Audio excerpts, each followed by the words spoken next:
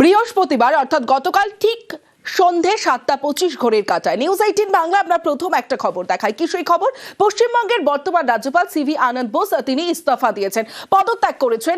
রাজ্যপাল সিভি আনন্দ বোস গতকাল সন্ধে 7:25 নিউজ 18 বাংলাতেই প্রথম আমরা এই খবর দেখাই। বিধানসভা ভোটের আগেই পদত্যাগ বোসের।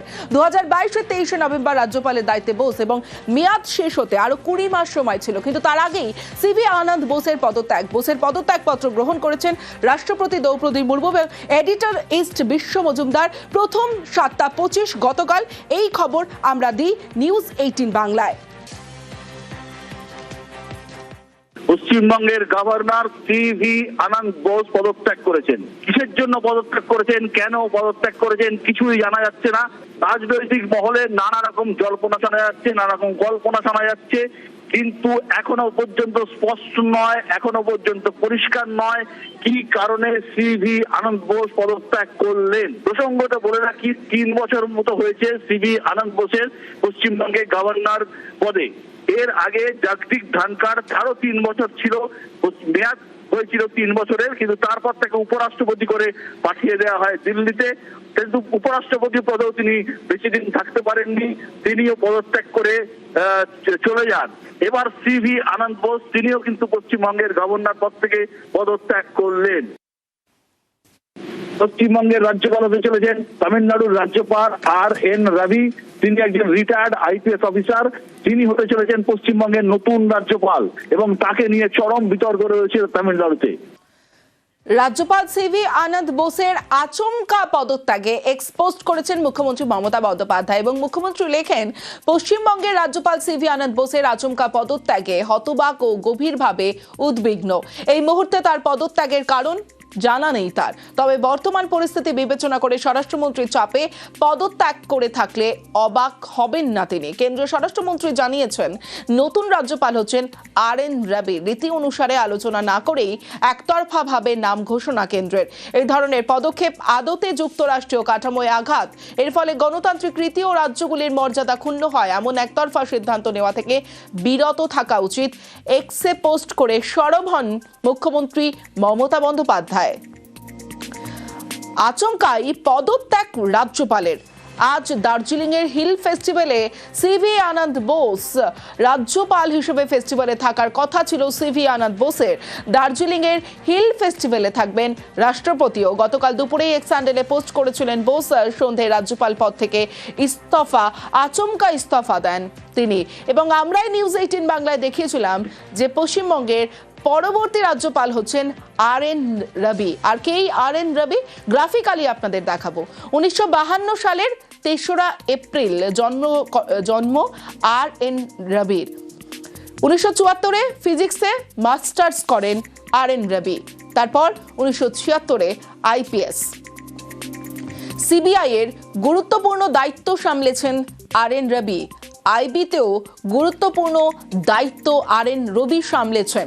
2018 সালের 5ই অক্টোবর থেকে 2019-এর 31 জুলাই পর্যন্ত জাতীয় নিরাপত্তা উপদেষ্টার ডেপুটির দায়িত্ব সামলেছেন RN রবি। তারপর নাগাল্যান্ডের রাজ্যপাল হন অগাস্ট 2019 থেকে সেপ্টেম্বর 2021 পর্যন্ত। মেঘালয়ের রাজ্যপালের অতিরিক্ত দায়িত্ব সামলেছেন RN রবি। 2021-এর 18 সেপ্টেম্বর থেকে তামিলনাড়ুর রাজ্যপাল RN রবি।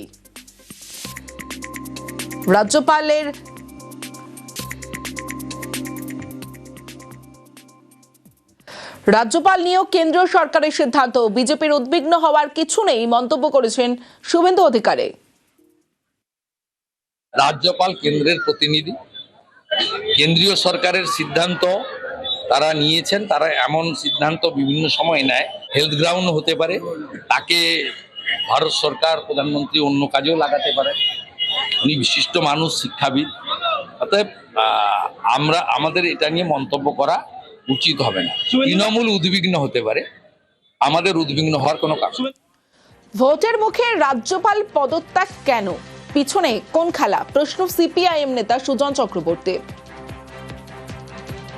নির্বাচনের ঠিক মুখে সিভি আনন্দ বোস পদত্যাগ করেছেন না বোঝা গেল। ঠিক এইরকম সময় কেন করলেন, পিছনে খেলা কি? রাজনীতিতে কেন্দ্রীয় সরকারের বাহিনীর হয়ে দালালি করতে উনি ব্যস্ত ছিলেন, কিন্তু আদারওয়াইজ একজন অযোগ্য এবং অপদার্থ, এটি নিয়ে কোনো সন্দেহ নেই। আমাদের নজর থাকবে বিজলি চালা কথাটা রাজ্যকে সুবিধা করে দেওয়ার জন্য কিভাবে কি চলতে পারে অথবা চলতে পারে না, সময় পরিষ্কার করবে, অপেক্ষায় থাকি। এসআইআর চলাকালীন রাজ্যপালের পদত্যাগ নিয়ে প্রশ্ন প্রদেশ কংগ্রেসের সভাপতি শুভঙ্কর সরকারের। এসআইআরকে নিয়ে যে আতঙ্ক, যে মানুষের মধ্যে একটা ভয়ের বাতাবরণ, সেই সময় সাংবিধানিক প্রধান তিনি তার পদ থেকে পদত্যাগ করলেন কেন? এর পেছনে কি আমরা জানি উপরাষ্ট্রপতি ধনকর সাহেবের মতো কোনো বিষয় লুকিয়ে আছে? তাহলে বুঝতে হবে যে তিনি হয়তো সরকারের সঙ্গে সহমত হচ্ছিলেন না, কেন্দ্রীয় সরকারের সঙ্গে। নচেত দেখা যাবে যে তাকে বাধ্য হয়ে সরানো হলো, যেমনভাবে ধনকর সাহেবকে করা হয়েছিল। সিভি আনন্দ বোস আচমকা পদত্যাগ করেছেন এবং নতুন গভর্নর হচ্ছেন, অর্থাৎ পশ্চিমবঙ্গের নতুন রাজ্যপাল হচ্ছেন RN রবি, যিনি আইপিএস এবং সিবিআই গুরুত্বপূর্ণ দায়িত্ব সামলেছেন, আইবিতেও গুরুত্বপূর্ণ দায়িত্ব সামলেছেন এবং শুধু তাই নয়, জাতীয় নিরাপত্তা উপদেষ্টার ডেপুটির দায়িত্ব সামলেছেন RN রবি। নাগাল্যান্ডের রাজ্যপাল ছিলেন এবং বর্তমানে মেঘালয়ের রাজ্যপাল ছিলেন, সেখানে এবার পশ্চিমবঙ্গের রাজ্যপাল হচ্ছেন RN রবি।